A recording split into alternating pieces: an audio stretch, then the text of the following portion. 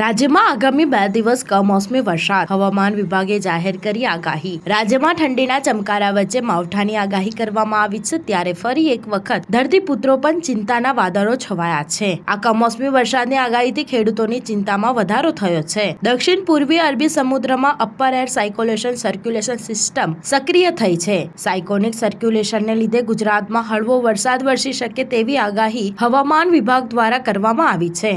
મળતી માહિતી મુજબ રાજ્યમાં હવામાન વિભાગ દ્વારા કમોસમી વરસાદની આગાહી કરવામાં આવી છે. ત્યારે કમોસમી વરસાદની આગાહીને પગલે પાટણ જિલ્લાના અધિક કલેક્ટર દ્વારા પત્ર લખી સાવચેત રહેવા માટે અપીલ કરાઈ છે. સાથે જ BS પટેલ દ્વારા પત્ર લખી પુરવઠા વિભાગ, માર્કેટયાર્ડ, ખેતીવાડી વિભાગને પણ જાણ કરવામાં આવી છે. રાજ્યમાં કમોસમી વરસાદ 8 અને 9 તારીખે માવઠાની સંભાવના હવામાન વિભાગે વ્યક્ત કરી છે.